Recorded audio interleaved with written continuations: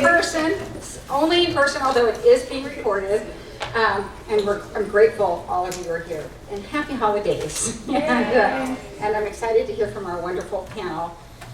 Whether or not you paid attention to this, I certainly did. Today we have actually our founding board here. So our panelists are all founding board members, Moni and Genevieve as our sponsors, and myself. So this is the founding board of Tri-Valley Nonprofit. And I'm super proud to have them here and still be connected in the ways that we are. So we all work together and are connected. So super grateful for that. I want to tell you a couple of things about TVNPA that's happening real quick. So in January, we're launching 2 programs. 3. The first one is we are launching a top performing boards program in partnership with Las Positas College as part of our Philanthropy Institute. And we'll be holding 3 programs. They're going to be totally online, and there's a cost. It's like $25 for members and $35 for non-members, so it's really affordable. And we encourage you and/or your boards to all attend. We'll be covering everything from board governance, board selection, how to recruit board members, how to onboard them, what their roles and responsibilities are, how to work with the executive directors, etc. So it's for seasoned board members and new board members and anyone who wants to be a board member. That said, East Bay Leadership Council started a program called Engage. And Engage is what it's doing is connecting people who want to be board members with nonprofits who need board members. And so they cover all of the East Bay. And this is free, and you can go to their website and log in as a nonprofit looking for a board member, and they'll make connections for you. So, just so you know. The other program we're launching is the Nonprofit Professionals Program. So we have our Executive Director Roundtable, which launched our 2nd year in September. And this is for non-executive directors, but people who are relatively new to nonprofits in the first 5 years of their nonprofit career, who would really like to learn and get connected in the community. So check that out. And we have Emily is signed up, right? Emily over there. Carol Moore, she said, I want to join that. And you should, because she's been with nonprofits for just a couple of years now. So there's a lot to learn. Shaki is going to be facilitating that as well. And then we have our other program with the Philanthropy Institute. Most of you probably don't need this, but in January, I'll be doing So You Want to Start a Nonprofit online. And then the rest of the program, we will have each month one on grant writing, corporate sponsorships, how to use a foundation directory online, how to write grants, etc. So keep your eye out for those.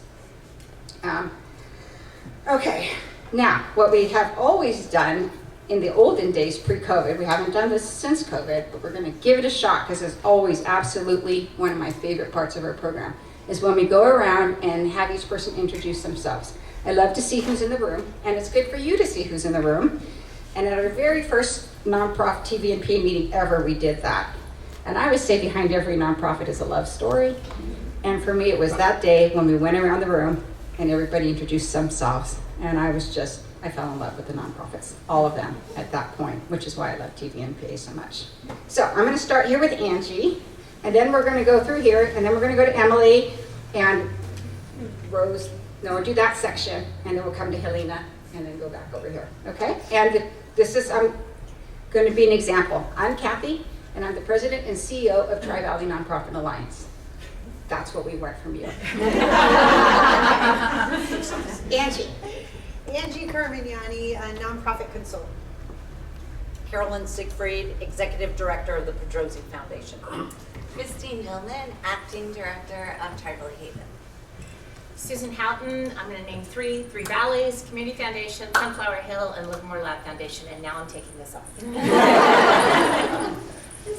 Chris Carter, Executive Director of Livermore Valley Arts. Emily Pizzuti, Development Associate at the Livermore Lab Foundation. I'm Sally Allen. I'm the Executive Director of the Livermore Lab Foundation. I'm Moni Napa, Realtor and co-founder of the Tri-Valley Nonprofit Alliance. Hi everyone, I'm Sophie Mao, and I am the Mrs. to Moni Napa. I am Carrie Olds, the Program Manager for the Meals on Wheels program with Spectrum Community Services. I'm Duke Huang. I'm the volunteer coordinator for senior meals for Spectrum Community Services. Let's go, Jay. Jay Davis, President Emeritus of the Hertz Foundation, and I'm on Kathy's board, not board, but Kathy's committee that picks grants, which is fun. Ranjini DaCosta, and I am the Director of Development at Travel Haven. I am Shadab, and I'm the volunteer coordinator for Travel Haven. Hi, I'm Deborah Feinstein. I'm an independent social media manager for nonprofits. Hi, I'm Michelle Fabregas, and I am an account manager for the Sourcing Group. Hi, I'm Mary Permer, Vice President of Tri-Valley Communities Against a Radioactive Environment and Steering Committee for Livermore Indivisible.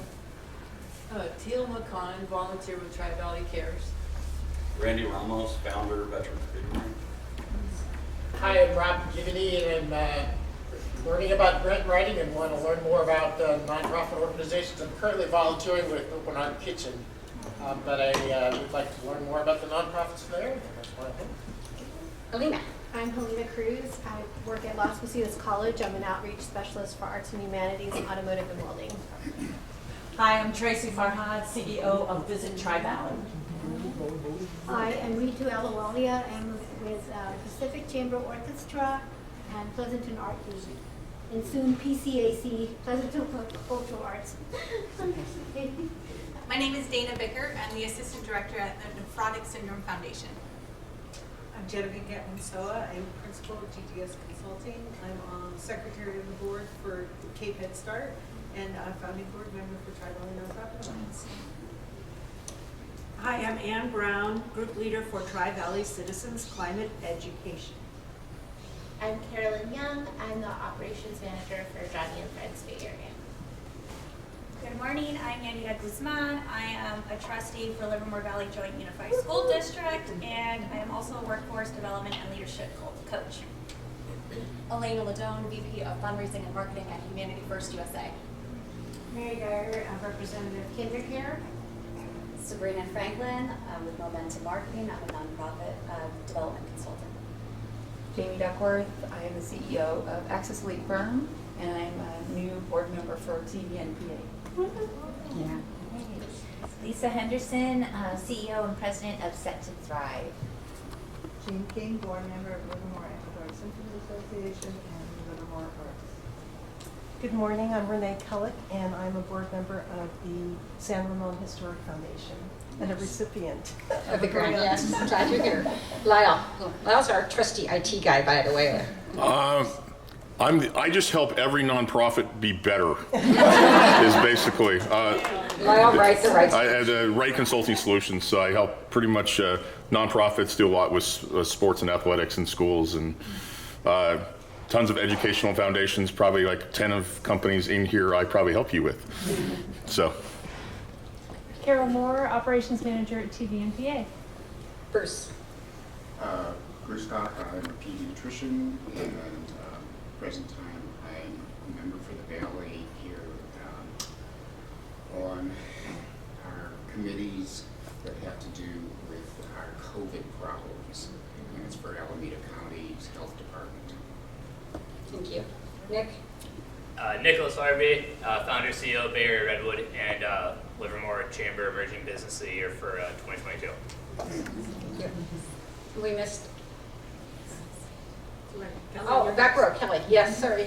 I'm Kelly Bowers. I'm the CEO President for Three Valleys Community Foundation. And you are my kid's pediatrician. Not the only one in this room.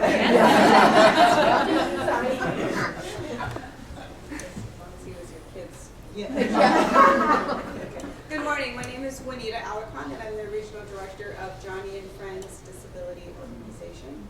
This kind lady gave me this hat. Nice. Love it. Maria Carrasco, Ministry Relations Manager with Johnny and Friends Bay Area. I'm Tracy Sain. I'm the Development Assistant at Livermore Valley Arts. Got you here. And Terry, I saw you pop in. I'm Terry Milano. I am the Executive Director for Partners for Change, and we are an educational program that works towards ending poverty in Tri-Valley. Great. Did we miss somebody? Anybody? Okay. Well, great. You guys did a great job with that. So much. Okay, now I'm going to get a word from our sponsors. So we have like 2 minutes each. Genevieve, you want to come on up?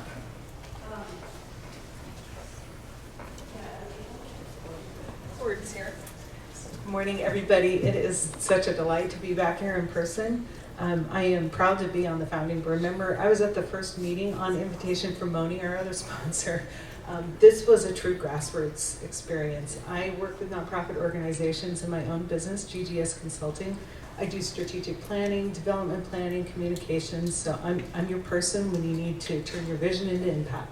So that's all I'm going to say about my business, but I wanted to talk just a little bit about the organic grassroots volunteer experience and the changes and the impact that we can make as people putting in the elbow grease, putting in the passion, putting in the time, making connections, having a vision about the way we want our community to be, whether that's an environmental project you're on, whether it works with animals, or whether you're serving people in need.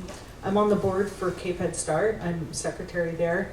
And I gotta say, it's been a tough volunteer experience in the pandemic. We've had to close sites.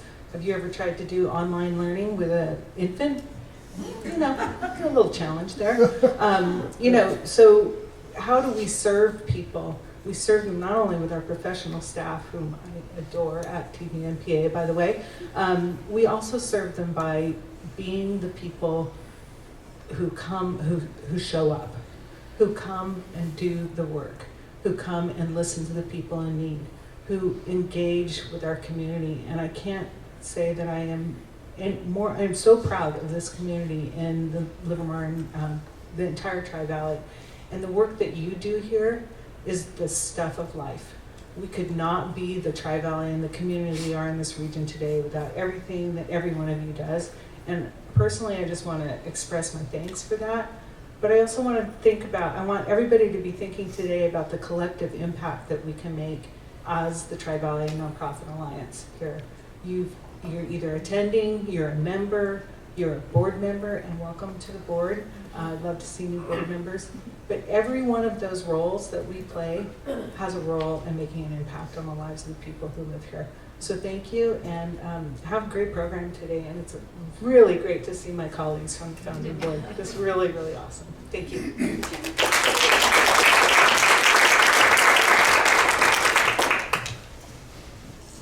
So I have to follow you with that? Wow. No, Yeah. we're side by side. Yeah. Thank you. Wow. Nostalgic. I actually, met Kathy in the elevator 8 years ago, and we talked about this, and we actually did an elevator pitch to each other, and we started this organization. So it's been amazing. So anyhow, first of all, it's so good to see all of you here. The first thing that came to mind was one of my favorite quotes from John Maxwell. He said, "Everything rises and falls on leadership." Look at this. Look at everybody here. Let's give them a big round of applause. So good to see all of you, and of course our fearless leader. She's amazing. Whatever she asks, I just go do. So it's kind of cool.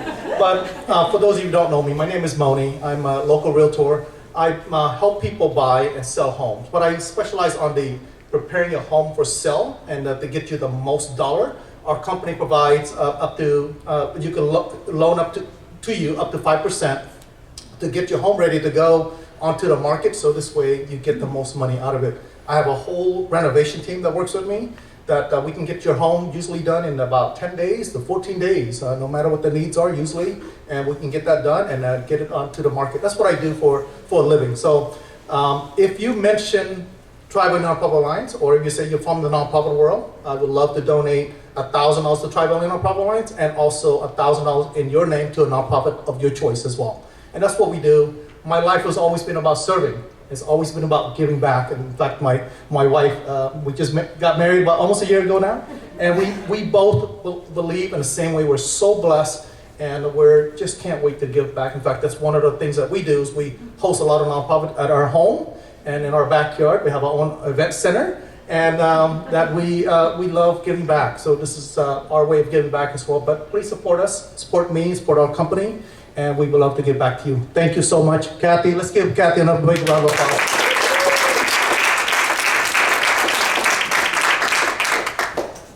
plug for Moni and his renovation. If you've been to Common Point, Moni was the one that made it very pretty and a really lovely place to work.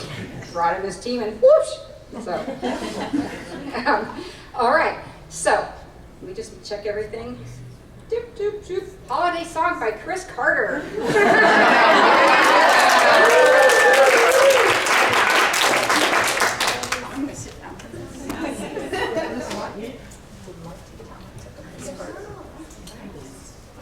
And you got Peaceful Heart. I'm for hire, yeah. Here, I'll come up here so I can read. So this, my caveat is I just learned these songs like 30 minutes ago. But I tried to find something that was somewhat non-denominational, I guess, for the holidays, at least the first song. And if you like it, we can, but the thing is I need other people to sing with me because I'm not the best singer in the world. It's, and I'm in a band, so if you are looking for somebody to perform, we just came out with a new CD, 5-song EP, so it's online. It's called the LK Project, so you can look us up and find our music.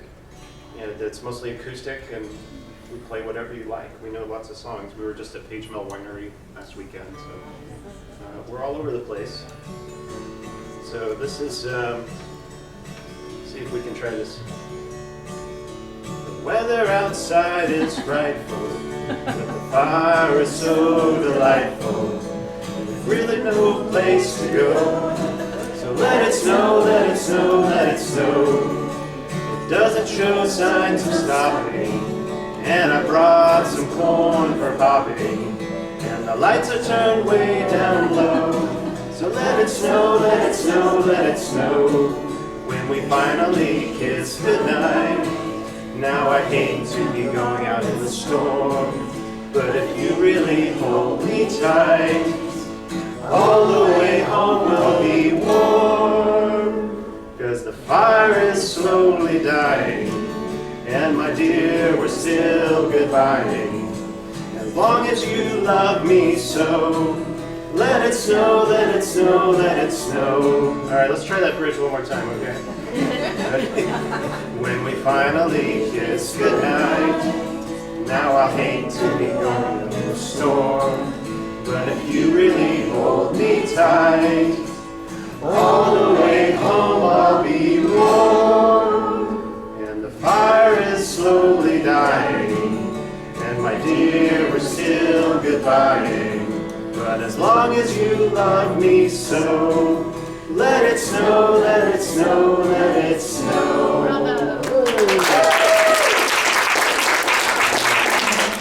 It's working, it's snowing right now up in the Sierra. We want to do one more quick one, is that okay? All right. This one's a little bit more denominational. It's fun. Here we go. Rudolph the red-nosed reindeer had a very shiny nose, and if you ever saw him, you would even say it glows. And all of the other reindeer used to laugh and call him names. They never let poor Rudolph join in any reindeer games. And then one foggy Christmas Eve, Santa came to say, Rudolph, with your nose so bright, won't you guide my sleigh tonight? And then how the reindeer loved him as they shouted out with glee, Yippee! Rudolph the red-nosed reindeer, you'll go down in history. Ready?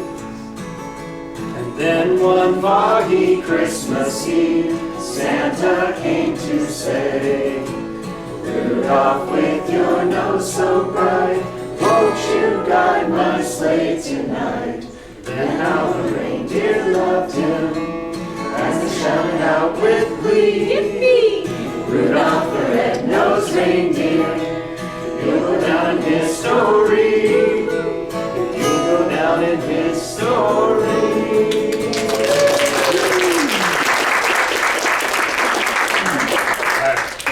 Thank you. Well, that was fun. Are we in the holiday spirit now? Yes. Okay, next panel begins. So as we're coming up with our programs in the end of year, and we're thinking about who we're grateful for and what is some of the lifeblood of our organizations. We're talking about the importance of volunteers and how we recognize them, and also how they're the ones that are working like really on the front lines typically, that are delivering services, and they are seeing the impact of the organization firsthand. And sometimes lives are transformed, or there's a reason. What's the passion they keep coming back for? And I've been asking people that. Why are you doing what you're doing? And it's amazing when you kind of push it a little bit and you can learn the story behind it. So that's why we have our panel here today. And I'm going to just basically, they've introduced themselves. Angie, though, was formerly with the Taylor Family Foundation for 20 years, and she built that organization from a little one up to the organization that it is today. We have Carolyn Siegfried with the Pedrosi Foundation, and Carolyn, too, took an endowment and has grown it and turned it into a program that doesn't just give scholarships, which is huge. They give out, over 100 scholarships a year? But they also work with the community and help develop growth and do all sorts of amazing things with our kids here in Livermore. And then Christine with Tri-Valley Haven. You've been with Tri-Valley Haven about 20 years as well, right? And she's now the acting executive director. So she started, what'd you start your role? I started as a domestic violence advocate at our shelter. Okay, yeah. And so she's grown through the years there. And then we have Susan Houghton. And Susan, she has a long history, but also starting organizations. And I think I know you started at least like 5? Yeah. And so we would say she was on the founding board of Tri-Valley Nonprofit Alliance. She's with Three Valleys Community Foundation. Right now, she also Exceptional Needs Network, Sunflower Hill, and Livermore Lab Foundation. Am I missing anyone? Okay, so and then Chris Carter, he was formerly with St. Mary's College. And he's been at the Bankhead. He came in as the development manager. He became an executive director in January 2020. So just as things were about to change. And it's been really impressive watching him. I mean, he's always been someone I've admired in the nonprofit community, but to watch how he stepped into that role and everything imploded. But he kept it all going, and they're back full force. And so this is our crew that you're going to hear from today. So I have some questions, and I sent them in advance, and I asked them to pick which ones they'd want to answer. But this is really going to be a conversation. So the thing is, we have one mic, right? And so the first question is, we're going to start with Christine and Susan. So the first question is, our society has many definitions of what a volunteer is. Some come with positive connotations, others not so much. What does the definition mean to you, and how should volunteers be portrayed in our society? Well, I love this question because at Tri-Valley Haven, we do a 70-hour training for some of our volunteers, and this is a lot what we talk about. So what does a volunteer do? What is a volunteer? And what volunteer isn't is a volunteer isn't a savior. We're not saving, we're not rescuing, right? So what we do is we provide options and choices for survivors of domestic violence and sexual assault and poverty, and allow them to take that power to be empowered and allow them to make decisions for their own lives. And that can be hard sometimes. Sometimes, I'm a mom, so, if I have a teenage survivor, right, I want to mother that person, and that's not what that person needs. So we really do a lot of role playing with our volunteers and a lot of discussion about what an advocate is. And an advocate is somebody who is compassionate, somebody who is non-judgmental, somebody who is there for the survivor, not there for the police department or the medical staff or the crime lab, although we all really work really well together. We're there 100% as volunteers, as staff advocates for that survivor in that moment. Susan. Thanks, Kathy, and good job, Christy, on that. I agree with you. I thought about this question, and working at the lab, you then want to look at the scientific aspect of everything. And so I went back and looked up the dictionary of philanthropist, and I would encourage you, when we think of the word philanthropist, we think of Mackenzie Scott, we think of Bill Gates, we think of people who give money. But if I said to you, Mother Teresa, you wouldn't go, oh, she's a philanthropist, when actually she is. Because if you look at philanthropy, and the root word of philanthropy, Greek, it is for the love of mankind. And I would actually argue that volunteers are philanthropists. And in fact, all of us in this room are philanthropists because we work in the philanthropy industry. Scientists work in science, engineers work in engineering. So philanthropists work in philanthropy. And I think it's almost like it was this TED Talk moment, epiphany for me, that we have to look at things differently. Because society has come to define philanthropists as just how much is that dollar you're going to write. When really philanthropy comes in many forms. It comes in the form of being a volunteer. And how we look at volunteers has got to be part of a greater pie and a greater role in the value they bring to the organization. So I would start off with that. Thank you. Excellent. All right.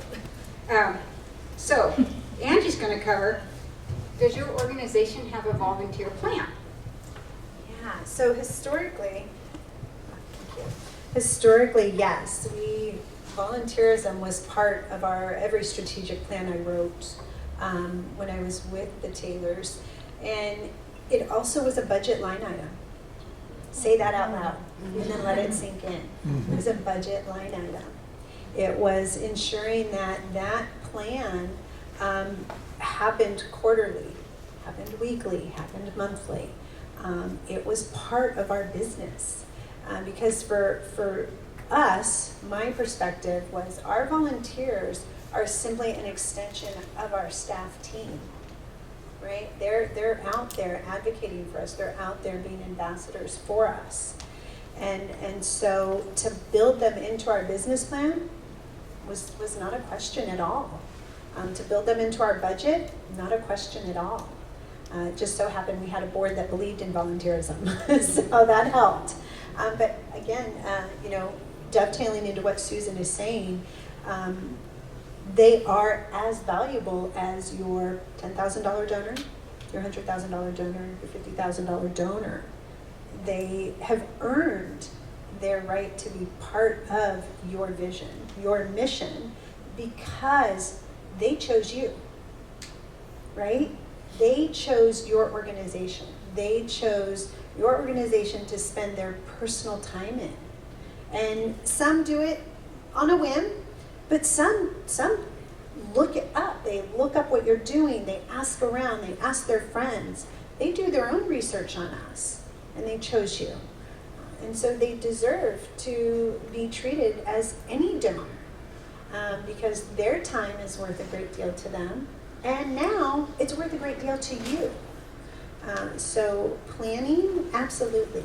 They were part of every conversation we had, and that strategy never ended in what I did on a regular basis historically in my nonprofit career. Thank you. Yeah, my husband was a volunteer at Taylor County Foundation, and definitely I can see where that was in your budget, because you'd have quarterly volunteer thank yous and things like that for their different levels of volunteers, and yeah. Okay, so I'm going to jump to Chris for as the first answer for this. So how are you intentional about thanking volunteers for their time and service to your organization? So we have probably over 200 volunteers here, and you see them if you come to shows. A lot of the ushers and the people taking your tickets at the door, and but they also volunteer behind the scenes and help us with mailings and all sorts of stuff. We also have a board. I consider board members volunteers because they're giving of their time and their talent as well. And we do have an annual volunteer appreciation event that we do. We've definitely set aside a budget for that. It's really important to us to make sure we do that. They love it. Carol Edwards, our house manager, is in charge of our volunteer program, and she does a wonderful job of coming up with fun things to make them feel appreciated. And so like when we do our annual party, one year it might be like one of those mystery parties where you have to solve a murder or something, or it's not just like a gathering with some food, or there'll be live music, or we try really hard to make them feel welcome. But also, one of the benefits of volunteering here is you often do get to see free shows for free and things like that. You can stand in the back. It's one of the reasons why they do it, and they love what we do. But the other thing I'll just say is, I remember when we first reopened after COVID, our first show here was AJ Croce, and it was sold out, and I was like super, like in my head, I was trying to pay attention to everything. I was like really focused, and somebody told me afterwards that I didn't say hi to any of the volunteers. They noticed that. And so it was a lesson for me that as the leader of the organization, I have to be very intentional in acknowledging them as well on a regular basis. And so now when I'm here for those days that they're here, I make sure I get to know them. I talk to all of them as much as I can. And as an executive director or a leader in an organization, it's really important for you. I think they're kind of watching you more than you think, and so they want to know that you're appreciating them, and so that was a really important lesson for me, and I'm so glad somebody mentioned that to me, so that I'll remember to do that, because they do mean a lot to me. I just happen to be just kind of in my head because it was an important day, and I'll try not to do that again. We have to pass the mic all the way back. I should have thought of that in advance, but I didn't. So Angie, here to do it. Do you remember the question? How are you intentional about thanking volunteers for their time and service to your organization? Yeah, that goes right back to that strategic plan. So we actually, what I would do historically is plan out dates where we would have volunteer appreciation luncheons, breakfast. I would call my volunteers personally, and just say, hey, how's it going? What's going on? What have you been doing? And not ask them for anything, just simply check in with them. And so that was part, again, goes back to that business plan, that strategy. But really, going to what Chris is saying, really being intentional about acknowledging someone. A lot of times volunteers would be walking into the office and I'd be zipping out for a meeting, but it didn't matter, I would stop. And even if it made me late to my meeting, that volunteer again chose to come to our office that day and help us with a task. And so for me, it was important to stop and say, hi, how are you doing? If they had kiddos, check in on the kiddos, whatever it was, but being very intentional and being planned. We would send the dates out, save the dates out to our volunteers to, hey, don't forget, the brunch is coming up, or the supervisor check-in's coming up, or the end of summer volunteer gatherings coming up, whatever it was. Those were intentional practices, and we wanted to make sure our donors knew what they meant to us. Thank you. And then you've just handed to Carolyn. What are some of the ways you thank your volunteers?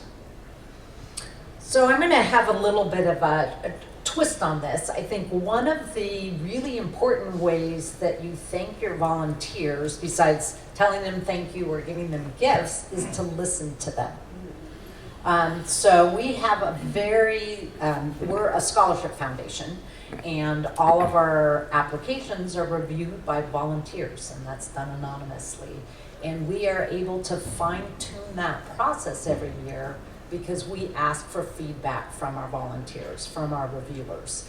And we have them talk to each other and brainstorm, and we look at best practices, but we take that very seriously, and have even this year changed when we ask for their feedback, just so we can make some final tweaks before the application goes live. And they really appreciate that, right? Because they're the ones that are reading what students are saying. They have to figure out how they can then evaluate, and that's extremely valuable to us, but then that gives them pride in the organization as well. So ask for their opinions, and you may hear things you don't want to hear, but that's okay too. You need to get all that feedback. So ask for their advice is one way to really kind of thank them indirectly to show your value, how you value them. And Christine's gonna take it. So I love what you said about listening. So our volunteers, we have some volunteers that go through the 70-hour training that is certified by the City of California, and then we have other volunteers that work at our food pantry and thrift store, so really a wide range. And we do have an annual event in April, which is a lot of fun. Our volunteer coordinator does a great job with that. So sometimes we do a dinner, sometimes we do a breakfast, and we do certificates. We don't do certificates for the best volunteer, because they're all the best, right, in general. But we do time, right? You know, we've had volunteers, you know, for 10 years, 20 years, and, you know, just do an amazing job year after year. Something that I used to do when I was running our rape crisis center is when a survivor is at the hospital or the police station, a lot of times that's a volunteer advocate going there, being with that survivor for hours, making that connection.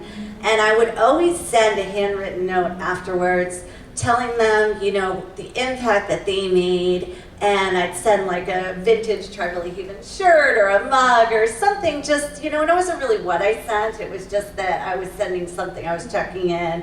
We'd always call them the following day, of course, and ask them how they were, how the survivor was doing. I love this time of year because I know we send great holiday cards to our volunteers, to our board. This year for our board, I made little ornaments that said, you know, Happy Holidays with our logo. So again, I don't really think it matters what it is. I think that you just can't thank your volunteers enough. So we're a third of the way through, or 25% of the way through my list of questions here. But I want to stop and see if anybody has anything they would like to ask at this point before we're all the way through.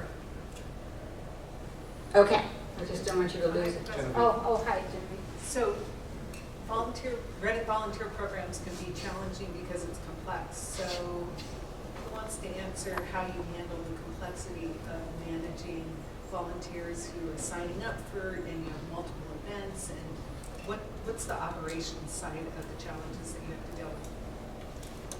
Well, I can answer the non-operational sides, and somebody who knows the software program of volunteers might be able to answer that. Because there are CRM programs that track volunteers. I have not found them to be very useful, because I think at the end of the day, volunteers are people and they want that touchy-feely and the warmth. It's not about tracking. But I read a fidelity study, giving study, and I'm happy to share it with Kathy to send it out all to you, that the average value of a volunteer hour is $26 an hour. Think about that. That's an in-kind contribution that's coming to your organization. So it's not something to be taken lightly. But to your point, Genevieve, I think first thing, and Carolyn said this too, is that you have to listen and tailor your volunteer experience for the type of volunteer you have. A millennial wants something very different from a baby boomer. The baby boomer is going to go to Open Heart Kitchen and help serve. A millennial, like my son, is going to say, well, I'll help you do the tech support on that, because I can do that. So you have to understand why that person came to volunteer. What about your organization was important to them? What skill set they have that you could use, and then tailor the skill they do. You know, maybe they don't want to serve food, but maybe they have a hidden skill that we don't know about. So listening to them, as Carolyn said, I think is the very first step. And then finding an approach. It's kind of like when we all manage employees, and you have an employee who is a square peg in a round hole, and you try to find the round hole for them that they can fit in. The same thing with a volunteer. You're finding that skill in your organization, that task where they can excel. Because at the end of the day, we all just want to feel like we made a difference. Just like we do. We just want to feel like somebody cared that we came that day. Thank you. All right, so we'll get back to the list. And where's the mic? Okay. So I'm going to try and coordinate this. Chris, have your volunteers become more deeply engaged with your organization as a result of volunteering? I would say yes. A lot of our volunteers are donors, and they start out as a volunteer and then they become a donor. I also think very strongly that your volunteers are probably your best potential source of legacy giving. So that's something really important to think about. A lot of people who are able to maybe give their treasure during their lifetime don't necessarily give it after they're gone, but somebody that will give their time and maybe they don't, maybe they're, you know, asset rich and cash poor, or cash, did I say that right? But they might have these assets, and so after they're gone and they don't need those assets, they're going to give it to the place they care about the most. And so that tends to be how legacy gifts work. They're from the people you least expect sometimes. But the volunteer base is usually a good place to start if you're going to have conversations about that. So we actually do, we've done 2 or 3 of these, but we'll do a estate planning talks. We'll invite in a professional, and it'll be just for our volunteers. And it just kind of helps them, giving them advice on their own estate planning, but we'll also put in a plug that says, you know, if you're thinking about you know, leaving a legacy, you know, we're a place that you can do it. And so that's a way to kind of help get them more involved in a more intimate way, in a more meaningful way. So yeah, they definitely are. And the other thing is they almost feel like they own this building just as much as anybody else, and it's good. They take very great pride in it.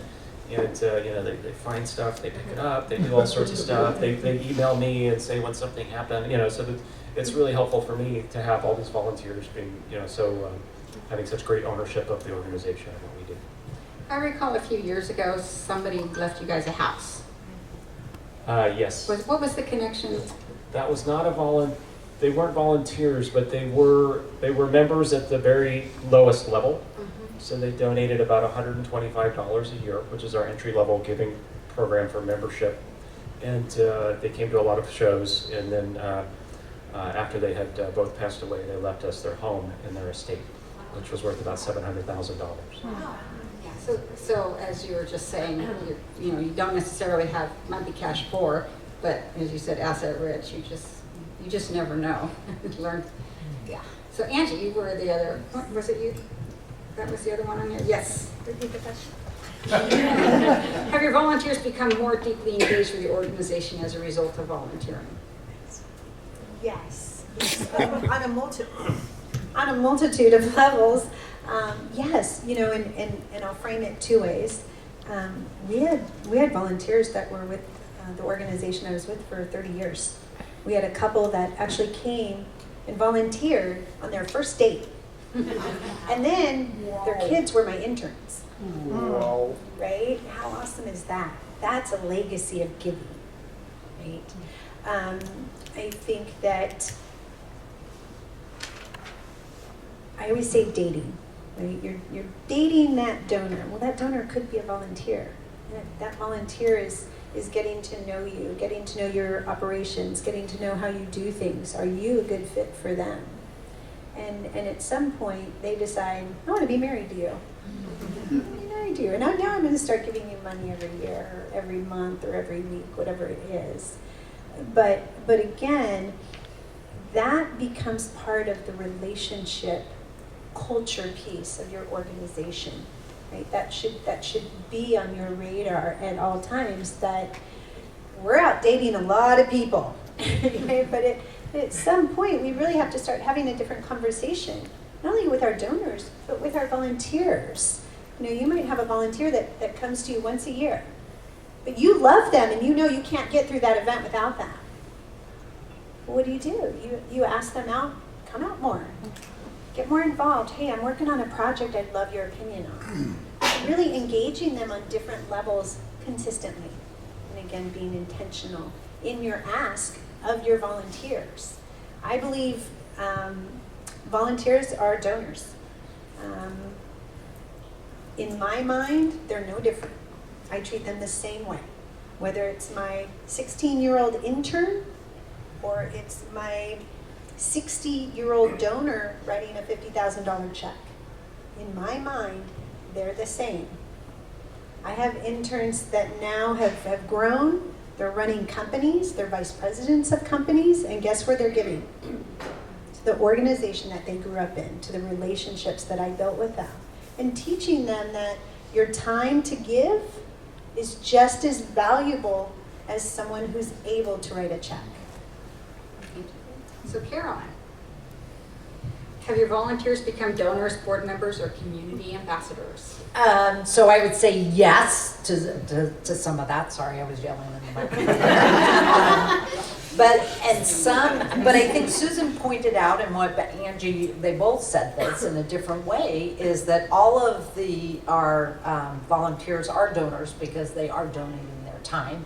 Susan was able to put a dollar amount on that, right? At $26 an hour, and if you had to pay staff to do all that work, nonprofits wouldn't be able to survive. But they do become donors. Some of them join committees. I have just this last year, one of our reviewers is now on our scholarship committee because that was a way for him to get more involved with the organizations. And then some from those do become board members. But they are all advocates for the organization. Whether they come once a year for an event or an activity, or they're doing something very intense, reviewing scholarships for a very intense few months, or they're helping us with an event for our Pedroza Young Scholars. They are all advocates because they're choosing to go on that date with you, as Angie said. Thank you. Christine? Same question? Yeah. Okay. So we definitely have had volunteers who become board members and go on committees. I think lived experience is really important. So when somebody is a direct service volunteer and then they become a board member, they're much more effective, right? They understand the programs, they understand the organization on a different level. I do think it's very, very important though that you don't have somebody be a direct service volunteer and a board member at the same time, right? Because those are very different power dynamics. So we make sure that that does not happen. But yeah, we have definitely had that. There was something else I wanted to mention, but it flew away, so. Pass it over to Chris, if you could. Thank you. One thing I do want to say is, in regard to volunteers being ambassadors and advocates, is you have to be kind of careful with that. Because you don't want people who are volunteering for your organization making promises on behalf of your organization. And that sometimes will happen if they feel that that's their role. And we've kind of struggled with this because sometimes we'll have a volunteer like post something on Nextdoor about, or someone will post something on Nextdoor about us and a volunteer will chime in about, you know, oh, let me help you with that, or let me see, you know, I can take care of that. And it's like, well, hold on, that's not necessarily your role. And so you do have to be careful with that as far as, and maybe you need to make that clear in your training of the volunteers. This is where we need your help. If you do need people to be advocates or ambassadors for you, that has to be part of the job description of that volunteer role. And so it's, for that, I think you have to be really cautious about that. Because you can get in trouble if they're starting to make promises or commitments on your behalf, or saying things that are not necessarily true about the organization because they don't fully understand it. That's a really important thing to keep track of. And in this day and age, it's really hard to control. We do have a volunteer, what I call an advisory board, an honorary arts commission for us. They meet twice a year. They're people that I've kind of handpicked that I've seen as that could be good ambassadors for us. And when we meet, we talk about, here's my strategic plan for the year. Here's our programming. What kind of advice do you have? Here's what we're thinking about ticket prices. What do you think about this? And then they see themselves also as kind of those people that, if I need a favor, that's who I go to. In fact, one of them says, I owe you 2 favors a year. That's my job as part of this advisory board. And so I love that committee. I love that group. And they're super eager to help, and they're a totally different kind of volunteer. They don't do ushering or anything like that, but they are there for things when I need it. So if we're working on like maybe a capital improvement project or something, one of our our advisory board members is in construction and development. They can help us, review a proposal and things like that. So that's the stuff that I'm looking for that particular group. But so kind of depending on what volunteer you have, I think it's really important to have job descriptions for those volunteers so they know kind of what their lane is, and you can kind of focus on that. It's not my memory. So yeah, I think it's really important for those of us who have volunteer coordinators to have those relationships, so we know, this volunteer would be great to go to the festival and represent Tribal Haven, but this volunteer really wouldn't, right? But they can bag food. So that's really, really important. And obviously we take the feedback of the volunteer into that context, but just knowing your volunteers, having really clear job descriptions and having a volunteer coordinator who really makes those relationships. Thank you. Okay, so we're going to Susan. And so Susan, since volunteers are our most connected supporters, how do you go about listening to them and collecting their impact stories to share with others to personalize your work and build greater impact with donors and supporters? Did you get that? I did. That's a long question. So I do think meeting with that volunteer once a year and kind of doing like you do with a board member, how's it going? Tell me the good, bad, and ugly. What's working is important. And then you get the little trinkets as to, we have a family legacy of gardening, and so that's why I'm at the Sunflower Hill Garden. And Sunflower is a good example with this because we had a volunteer who came, checked us out. We had no idea who this person was. She just said she wanted to volunteer and started coming on a regular basis to the garden and soon became one of our most major donors, but didn't tell us in the beginning that they had the capacity to do that. And so what was she doing? She was checking us out. She was making sure we were walking the walk and just not talking the talk. How transparent were we as part of that? And so one of the things that Sunflower has done really well, and our new executive director, Jen, couldn't be here, and Pam, our advancement director, is sick today, but they've started profiling donors in our newsletter. Volunteers. Profiling volunteers in our newsletter and on our website. So we can hear the story of that person who's working at the garden and why they've done that for the last 5 years and the value and bringing up the level of attention to volunteers in a way that they can show their grandchildren or their children and say, hey, look, I was profiled. And that is just the love that they want to feel as part of that. Thank you. Carolyn? So I think part of where, and that was a long question that had multiple parts. Will you repeat it, Kathy? Yeah, I will. So I need to understand it too. So, just kidding. Since volunteers are our most connected supporters, how do you go about listening to them and collecting their impact stories to share with others to personalize your work and build greater impact with donors and supporters? So how do you say impact stories? So I think part of our impact stories is listening to those volunteers and sharing just the fact that we have a group of people who do this reviewing from a scholarship standpoint anonymously. And in listening to them is asking them, why do they choose to come back year after year? Because many of them have been doing this for over 10 years. And that's a long commitment because it's a pretty intense commitment for a period of time that can be busy for everybody, and they're willing to do that. But a lot of them say it's the impact as an organization that serves youth is that they like to be connected to youth, and it keeps them grounded. And it keeps them informed of, I guess the impact for them is it keeps them in touch of how young people are thinking these days.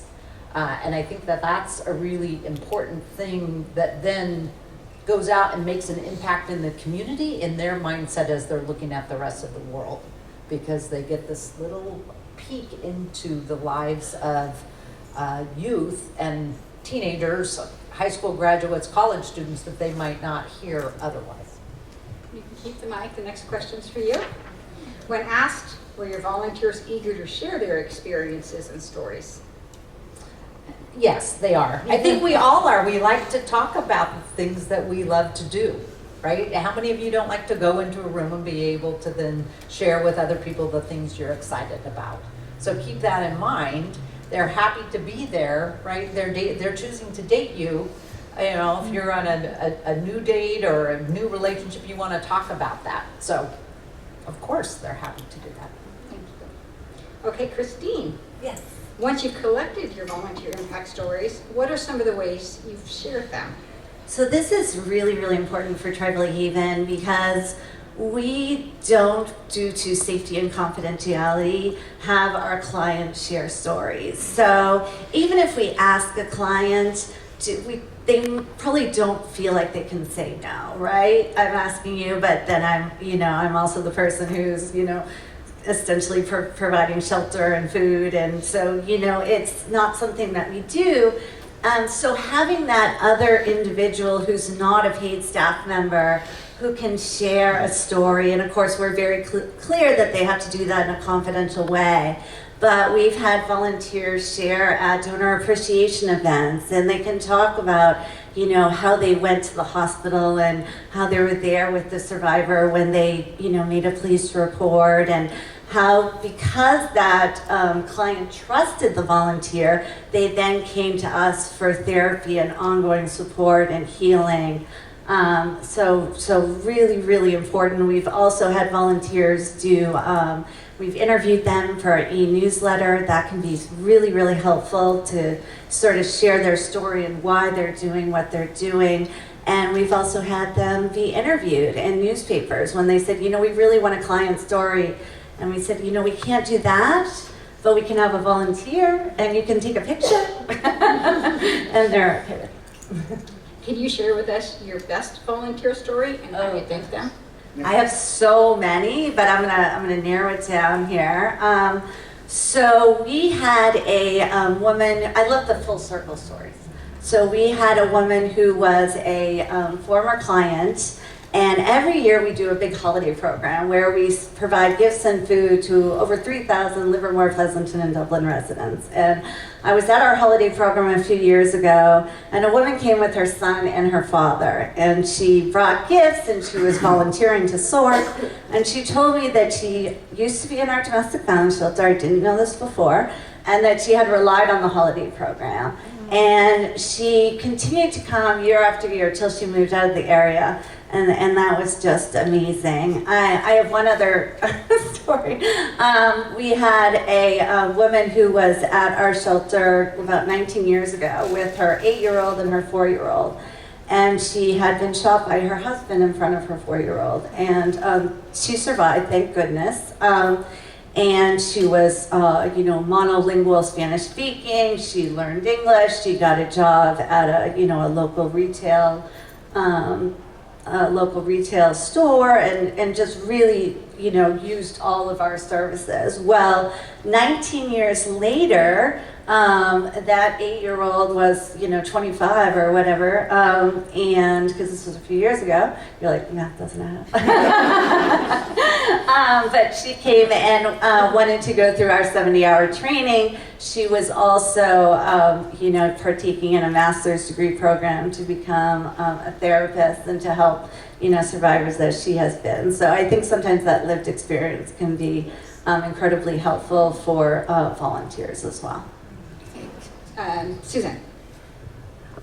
So Chris made a really good point about the power of words, and 2 years into Sunflower Hill organization, we were all working board, we decided to have advisors, similar to how Chris has a twice-a-year advisory council. We brought in high-powered folks in the area who had expertise in different areas, and we had this big board meeting where we were presenting to them. And I was really nervous, and it was a lot of work because we were presenting our vision, and were they gonna go, that's the stupidest idea in the world, Susan, whatever. So our whole board was there 2 years in, and the meeting was like a smashing success. And our board was so relieved, all volunteer board, that we went out afterwards and had a drink because we were like, oh my God, we made it. We've got this vision, we're gonna do it. And just spontaneously, I just started to go around the table and say, well, Christine, we couldn't have done this because without you and our organization doing the social media, it never would have happened. And Carolyn, thank you. And I went down with our entire board and just said something unique. I had to think quickly, and because it was spontaneous, I hadn't planned it. But I realized that in that conversation, I was able to look at every single board member and tell them uniquely what they brought to our organization. And so I just did it, and we all had drinks afterwards and laughed. And the next morning, I got a call from one of our board members, and she said, what you did last night was incredible and powerful. And to tell each of us the unique role we played in our organization made them feel like they were making a difference. And I've never forgotten that story because I just did it and was spouting off. And you know me, I like to talk a lot, so I was saying that kind of stuff. No. But thank you, Jay. Love you too. And but the power of being able to say uniquely, here's what you brought, really hit home for me. So that was my volunteer. Thanks, Susan. Keep the mic. You're up. What is the greatest thing you learned in working with volunteers? Do unto others as you would have them do unto you. So whatever experience you want to have as a volunteer or in life or just being with people, give that back 100% to the people that you're working with. Jay. Can I ask a question? Yes. This sounds negative, but it ends in a joke, so it's okay. My concern is, how do you watch for and what do you do about either volunteer fatigue, that they run too long in the same place, or worse than that, you have some project that's captured by the volunteers, and the project is timed out, and you don't quite know how to get it out of the socket. Now the joke, which you will like, is I'm past president and board member of the Livermore Rotary Club, which is a 75-year-old club. So tradition is a big deal, okay? And we had a program we were very proud of, which was giving dictionaries to every third grader in Livermore. Some of you may have gotten one as a parent. And it was beloved. It was over 20 years old. And we hadn't noticed that time had moved on. And third graders don't use a dictionary, so help me God. They use Google or Wikipedia if they want to know what the word is. You know? And so, you know, how the hell did this happen? And the Livermore Library quietly said to us, would you please quit putting those books in our donation? Literally, because it's filling up and we have to send them to the landfill. We don't like to do that with books. Well, even talking about reshaping that was a fairly stressful thing because the very good, well-intentioned, very successful people who had conceived this program were still involved with running it.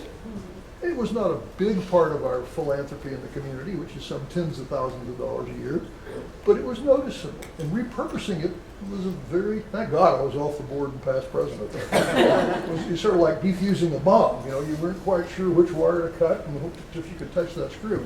So you worry about either just fatigue or volunteer capture of something.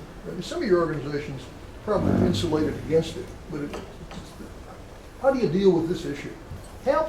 I think that's a really good question because, you know, especially for Tribal Haven, you know, staff and volunteers can get vicarious trauma. So something we try to do is we do an application for all volunteers, and then those that are going to go through our 70-hour training, we also do an interview, you know, with the volunteer coordinator. If we have concerns, you know, we try to head them off at the beginning, but anybody is going to experience vicarious trauma if you're responding to a survivor of sexual or domestic violence. So what kind of resources do we have? You know, we check in with every volunteer after they go out. We do trainings every month, and we try to make those, you know, fun. We also have, you know, we're doing serious training, but we have dinner beforehand, and we have a time where those volunteers can share, you know, how was that call? You know, did that call trigger you? Do you need to talk to somebody about it? And I've had volunteers who have been sexual assault advocates for years, and sometimes they need to take, just like we do, like a break, like, you know, 3 or 6 months off sabbatical. That's what I was trying to say. And that can be really helpful as well. Yeah, I agree with you. I think to your question, Jay, sabbaticals are fine. Angie mentioned that. You might have volunteers who are only going to come once a month, once a year. That's okay. And that's where the listening comes in to say, what is your pacing, your cadence that you want? If I had a volunteer who was working every single week for me and suddenly said, I need a break and I don't want to see you for a year, I might go, well, gee, what happened? So then you want to have a conversation with them to understand, was it a square peg in a round hole? To answer your other question, I think teaching an old dog new tricks is very hard for all of us in every ever, because I love books, so dictionaries would be what I would love to do. I even gave some to my grandchildren because I felt everyone had to own a dictionary, right? So I think what you do there is you entice them to be mentors for new programs that are coming in. So you have your old dogs, your old ideas. How can we morph this? How can we take the basic premise of learning dictionary words via Google or however, and morph it into a new program that still allows them to own a portion of it, but to be able to take it to the next level with other volunteers. We solved it by giving the kids a choice of 4 books. Great.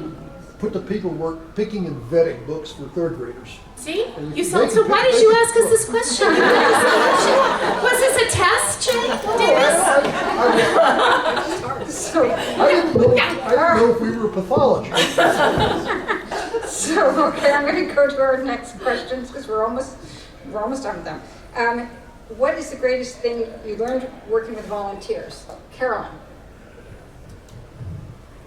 I think the greatest thing I've learned is just that volunteers are passionate and that they're people with, and they have great ideas.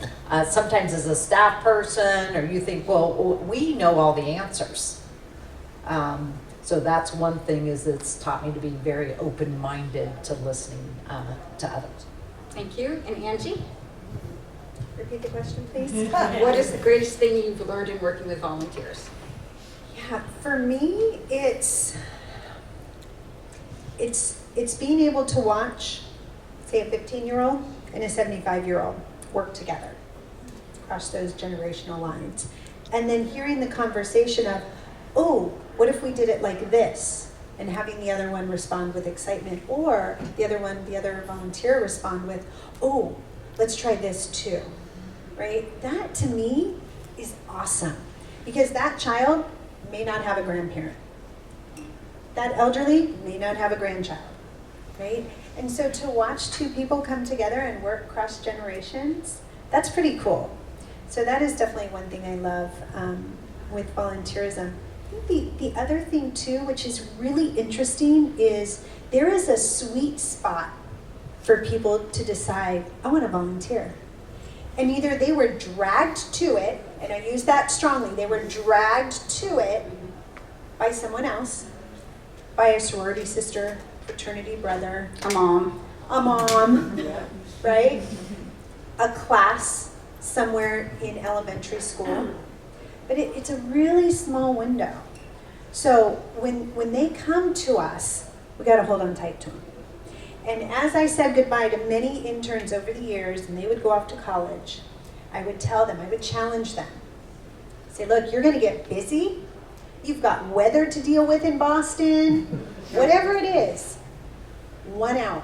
Find 1 hour a month and go volunteer. And that would help them create that pattern and the reminder of giving back wherever they work. Give back. And then they may fall off the radar for a few years as they find their feet in their careers and whatnot. But they come back. Once they get settled, they come back. They go back to giving. They go back to volunteerism. And that is really cool. Now, as I follow my interns on their LinkedIn pages and I see posts that they went and volunteered, winning. Absolutely across the board, we're winning. As part of a field, right? We are winning when we can regenerate that volunteerism. Keep it going.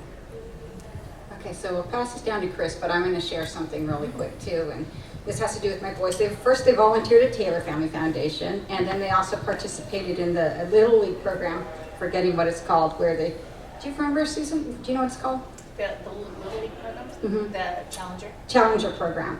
And so it triggered this idea with my boys, and they started a skateboard camp for special needs kids. And this instructors were their friends who were skaters. And it was a 3-day camp, and there were probably 6 instructors that camp, and 2 sessions each one. And anyway, the last day, these teenage boys, the classes are over, and they're flying through the skate park, just skating like they were flying. And my husband looks at me and says, you know what that is? That's joy. And they got that feeling from that experience, and that's what I wanted them to have. The whole point is how to feel good about yourself rather than other ways that you can make yourself feel good about yourself. So you give them that opportunity as well. So And now we're going down to Chris. And Chris, this is a longer question, so everybody. Okay. When the pandemic hit, volunteerism decreased. So much so that in many cases, it was severely impacting our operations for nonprofits. Has volunteerism rebounded, and what are the lessons learned from the pandemic as to how your organization uses volunteers? Oh, okay, that's a good question. By the way, the answer to your last question, for me personally, being around volunteers and just being in the nonprofit sector in general, I'm surrounded by people motivated by altruism, which is the best people to be around. So it really just, it's always very motivating for me personally to work in an environment like that where people are, that's what their primary motivation is. And volunteers and donors and philanthropists, that's what moves them. And so those are the people you want to surround yourself with for your whole life. And so that's what I love about it. That's what I get out of it. In regards to the volunteers in the pandemic, and we still have a lot of people that didn't come back, that are not volunteering anymore, that used to volunteer a lot. And I don't know if they ever will come back. I think the landscape has changed. A lot of our volunteers, health is a big concern of theirs, and they want to make sure they're in a safe environment. And we work in a theater where it's a very public setting. There's a lot of people coming through, and if you want to protect yourself, this might not be the best place to be. And so we have to understand that. And most of our volunteers are retired. I'd love to see people that are still working or youth or more of that come through. I'm not really seeing a new wave of volunteers coming yet. I'm hopeful that it'll happen, but I'm a little bit concerned about that and the future of volunteerism. There seems to be a few generations out there that are really good at it and have the time and the energy to do it, and I'm waiting for the next generations to come. And I know, Susan mentioned, they volunteer in different ways, and so maybe we're still kind of looking for the right fit for those volunteers. But I think there's some things that I'm glad people are back. I'm still concerned about the future for volunteerism, just to be honest. Susan? I agree with everything Chris said. That same study I cited from Fidelity also did an analysis of volunteerism post-pandemic, and 66% of the volunteers that we have typically cited have either stopped volunteering or reduced their hours significantly. So think of volunteerism the same way as work. People aren't going back to work. Work has changed. It's a virtual medium now, or it's a hybrid medium now. So I think we have to think about volunteerism post-pandemic in that same way. And I would encourage you and your organizations to think of what are the virtual volunteer experiences that we could do. Is it data entry? Is it doing something on the website? Is it something where they're working by themselves, where they're not around other people? And so just as our work world has morphed into a new hybrid, I think there has to be new morphing for volunteers. We're always going to have the traditional folks who want to come and do it in person, because for many, especially the retired volunteers, it's about being around people, right? You miss that after you're retired. You want to go feel like I'm making a difference and get that good feeling. But for the younger generation who are used to working at home, we've got to come up with new virtual volunteer experiences. Thank you, and you can hand it to Chris. And we're going to have a final question, is what advice do you have for us for engaging and thanking volunteers? I think the most important thing I've learned, and I say this all the time, is just be authentic. When you are engaging with a volunteer and thanking them, they can see if you're not really appreciating them. So before you even talk to them, you have to feel personally that you appreciate them very deeply. And so authenticity is very important. It's important in development in general, and fundraising. You have to be authentic. You can't expect people to support something that you don't fully believe in yourself. And so authenticity is really important. And then if you're going to have an event or something to thank your volunteers, make it special for them. Think about what they what motivates them and why they're there, and make it unique. It's not just another event. And if you're looking for a band, my band will always play it. They're very good. But yeah, I always say authenticity is the most important thing. And people ask me a lot about fundraising, and my answer is just be a good person. Good things happen to you when you do good work, and you treat people the right way. And so it'll come back in spades. And Angie, you want to do the final, and then we'll open it up for a couple of questions before. Repeat the question, please. What advice do you have for engaging and thinking volunteers? Do it. Do it. Make it a priority. You can also turn it into a really great project for a volunteer. The volunteer can help you write that program. Your interns can help you write that program. And I had interns take over our volunteer appreciation breakfast and end of summer gathering, and they loved it. They loved it, and they're volunteers themselves. So just do it. Absolutely do it. Go back today, this week, and figure out how to write it into everything you're doing. And then think about the volunteers that you can give a promotion to. That having those conversations of, you know what, that person comes in 1 day a week, they rock it out, and they leave. Okay, what else could they rock out? Do they want to do 2 days a week? Or maybe instead of 4 days a month, they want to do 5 days a month. I mean, there's so many opportunities that we may be missing because status quo. So really look at volunteerism differently and incorporate it differently in your business plan as you go forward. That's the challenge I will leave with all of you today, because it is a vital piece of your business. So, and I will say, my husband for Taylor Family Foundation was one of the, he would supervise the volunteers as a volunteer. And so you can see how that would, when organizations want to come in and volunteer on, that's a lot of work to have an organization come in with a bunch of volunteers. So he would be the volunteer that would oversee the volunteers so that it totally didn't upend the workforce. So anyway, right now we're going to open it up for questions. Yes, Nick. Yeah, so one thought, I'm going to share a little bit about my story, but I think how it can help with engaging more volunteers. We recycle trees. They come out of people's front and backyards. And how we find more trees to recycle is actually by our clients who recycled their trees, who think that it makes so much sense. Why do we throw away a tree? So going back to your point about finding volunteers to find more volunteers, finding people who care about the mission and what they're supporting, I think really is a great opportunity. So as staff and leaders of the organization, as Chris had mentioned, recognizing the people who are actually doing that work, right?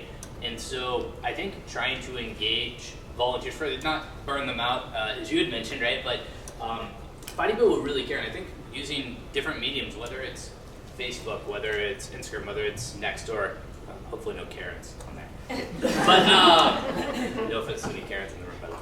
But I think that's really the key, and I wanted to share that from what we're doing and how we're, I guess I'm a philanthropist in the community, right? As we all are here, right? So I think that's a really great opportunity, and I wanted to share that and how we're doing it, because I think that all of us here can do that as well. Thank you, Kelly. And that's a question, a little bit, but also a statement. So, we don't have many volunteers for a startup, right? So I just wanted to ask, when you first began, did you have a volunteer policy? I'm coming from my frame of the school district, which was, we had very strict background checks, fingerprint, all of those types of things, and liability and all of those types of things. I'm just wondering, is that not as big of a concern as nonprofits? Probably with Christine, I think most, and that sensitivity of confidentiality. But I was just wondering. Yeah, for historically, the organization I've been with, the Taylors, yeah, we had a complete policy and procedure manual. We actually interviewed every volunteer that came into our door. It didn't matter if they were 13 years old or 65. So we treated them almost laterally to our staff. So they were interviewed, they filled out an application, We, vetted them. We would work side by side with them for a period of time until we felt like, oh, okay, they're good. They're good. And of course, working with children, everyone was background checked if they had the opportunity to be alone at all around campus. I can just add one thing to that. Kelly knows that we've talked about this a little bit too, but Sunflower has the garden, which has interactions very similar to Taylor Family Foundation. So having a background check there is paramount, right? You have to make sure, similar to the school district that Kelly's had. However, if you're a general volunteer with Sunflower and you're just doing data entry, do you need a background check? Do you need to have all of those things that go with that? Do you need to have access to donor records? Well, then you need to sign a confidentiality agreement similar to what you would do with your board. So I would encourage you to look at a volunteer policy that's somewhat fluid based on the type of volunteers that you have. If you don't need background checks for fingerprinting, then don't put onerous requirements on your volunteers to become a volunteer. Just a heads up, Jamie has a spot over at Common Point, and she's doing the, I always forget what it's called. Live scan over at Common Point. Yeah. So, and she's also mobile, so if you're looking for background checks. Okay, I also want to just tell you, and a couple people came in afterwards. So Nikki Brock with CAPE, you want to raise your hand, so you just know she's here in case CAPE Head Start. And Marnia Lane back with Quest Science Center. So if you're thinking, oh, I wanted to meet someone from Cape Head Start other than Genevieve, there's Nikki and there's Marnia for Quest. We have time for like one more question. Okay, Chris, did you have another song or did you? Oh, Lyle. Sorry. I wasn't sure. Okay, he told me to save him from explaining. No, I'll make a quick question. So you were talking. I work a lot with youth.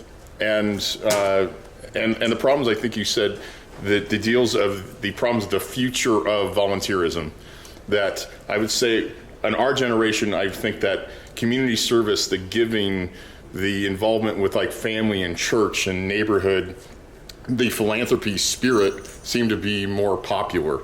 Now it seems to be, in the youth I work with, they're very me-centric about, their own social media, their likes, things like that it has nothing to do about giving or caring about anybody else. And to the point to where I know a lot of schools are now requiring community service. They're forcing it upon them as a graduation requirement to try to get them back in their spirit. So, but it's a lot of it's like, okay, these are my 5 hours, I'm done, I'm never thinking about it again. So what ways do you think you can actually, how can we change that? Because like you said, as we kind of get older, we're aging out and we aren't replacing basically our volunteer corps. So. Well, we've definitely had great experiences with teen volunteers. I definitely hear what you're saying, but when we did the Money Not Turkey Drop, we bring out volunteers to put door hanger signs on the doors, and we always have a ton of teens and they're really excited. A lot of times they come with a parent. So I think using those 5 hours, kind of like what Andy said, and making it fun, making it meaningful, so they're like, hey, I can do this again. Something that we do in the schools is sometimes we'll do an event with the teens, so maybe for Teen Dating Violence Awareness Month, and we'll say, what do you want this event to look like? Not what we want the event to look like, and then we help them bring that to fruition, and then they use their social media. Like, use your social media to put out, positive relationship tips to your friends, and use hashtag Tartly Haven. So I think, just trying to listen to teens, listen to volunteers, and put that round peg in a round hole. Moni, bring us home. I just want to share a thought with you, since Chris brought up the fact that he's worried that the next generation of volunteers may not come through. So my question that I want to leave with all of you would be, my challenge to you would be, how would you engage the youth? Because I think that's a missing link in this community, that they do volunteer, but through the school and all that. But as from the leadership side, how would you engage that? So one of the suggestions I was thinking about when you're talking about, Kathy, might be instead of hosting a panel on the leaders, what about the volunteers themselves? Like have them speak about a panel on why they volunteer, why they're so passionate, and then maybe bring the community together, and then hopefully they get more volunteers out of it as well. Just a thought that came through. Carrie? Can I just suggest to all of you, if you have not been in contact with Boys Teen Charity, with National Charity League, with YMSL, all of them volunteer for me on different kinds of ways, whether it's a blanket drive where the boys tied all the blankets and they got those out to us, or whether it's the National Charity League and their mom is the volunteer, but the kids come when they have their vacation time. And those, for me, I grew up in youth groups here in Livermore, and that's why I do what I do. And without that, I wouldn't have gotten the position that I got, because of my ability to walk in front of a room and just talk is what got me my position with where I'm working now. But I love being able to give back to the community, and I think it's engaging those that are already doing it, and those youth talking to their friends at school. I would go to school, I was in Job's Daughters. Job's Daughters Rainbow and DMLA were a big thing in the 80s. And I would go to school on a Thursday in a dress because I had to go to a meeting right after. And people were like, why are you in a dress today? Well, I'm going to go do this. Oh, how do I do that? What do I do? And really getting people to get back out to that. So, but if you haven't been in touch with those youth groups, reach out to them. You have to go through their programs to be on their list of places they can volunteer. But do it and encourage them to come and do more things with you that are outside your actual box. We have like 3 minutes left, so, okay, go ahead.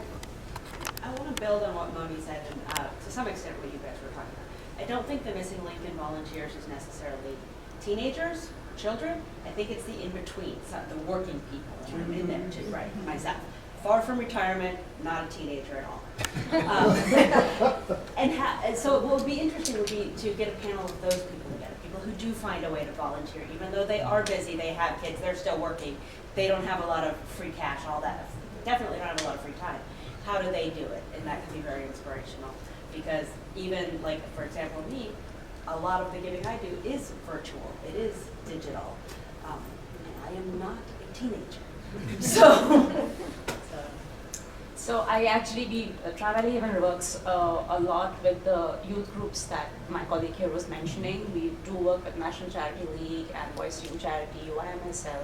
In fact, most of the volunteers who came for your turkey drop were from National Charity League. But they do have a few limitations because they're students, so they are only available after like school hours.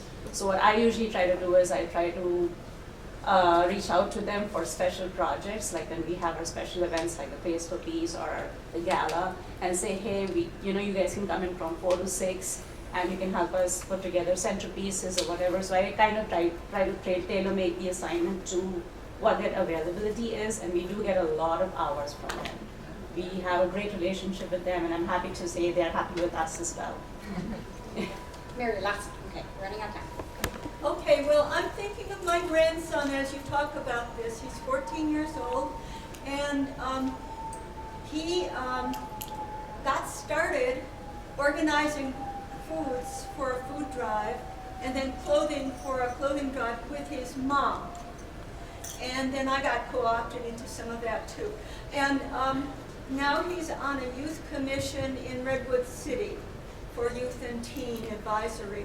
And it kind of grew, but it all grew because his mom got him involved with this next to her. Now we all have volunteers that we know or work with, and if there could be encouragement to that generation of parents or grandparents to do some types of tasks with these teens and give lots of positive support for that and make it fun, I think we'll get a better batch of volunteers. All right. Well, our best meetings end on time. And it is 12 o'clock right now. So let's take 30 seconds and thank our panel.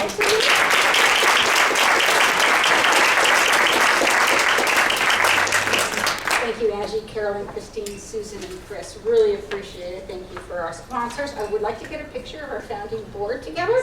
And thank you, everyone who showed up today. We're really glad you're here. And welcome back.